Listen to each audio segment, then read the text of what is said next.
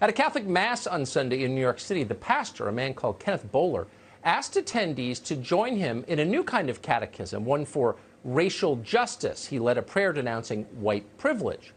Now, the service was live streamed.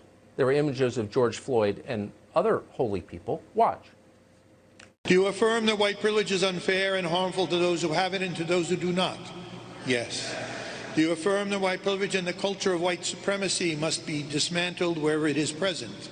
Yes. Will you strive to understand more deeply the injustice and suffering white privilege and white supremacy cause?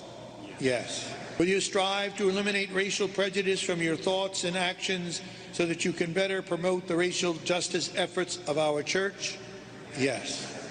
The video of the Catholic Mass in which the Nicene Creed has been replaced by talking points from BLM really should make us think.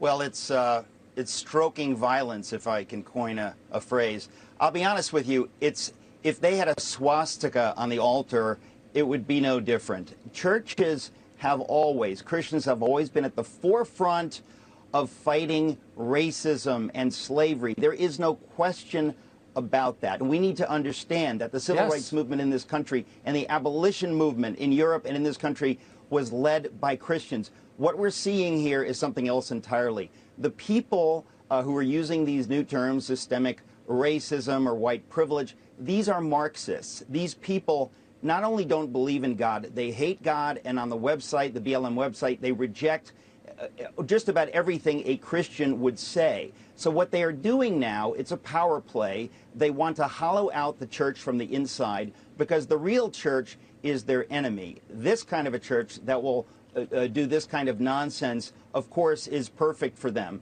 But we saw this, unfortunately. I wrote a book about Bonhoeffer being a Christian in the 30s, seeing the Nazis do this. In other words, they didn't come and say, hey, we want you to worship the devil. Hey, we're atheists. Hey, we don't believe in God. They would come in and they would effectively co-opt the churches, but force the churches to play along just enough so that slowly they could confuse people and take over. And what we're seeing right now is exactly that. When you're using these kinds of terms, I want to say to every pastor, every Christian in America, this is something, if you do not reject this with everything you have, you are bringing about the death of Christian faith in America, which, by the way, is the only hope for people who think racism is wrong. It is only the Bible that says we're made in God's image. Ask Marxists if they believe in God's image.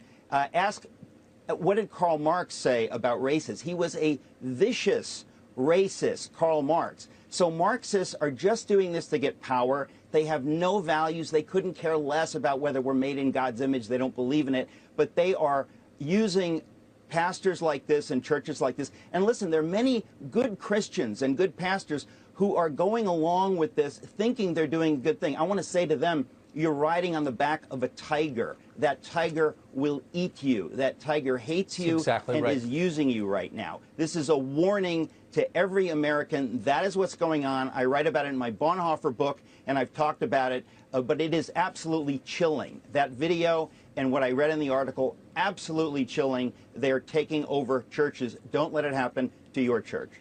Our only hope is the knowledge that God created us all equal. All equal. We all have equal value, period. All lives matter. That's the Christian message. Eric Metaxas, thank you.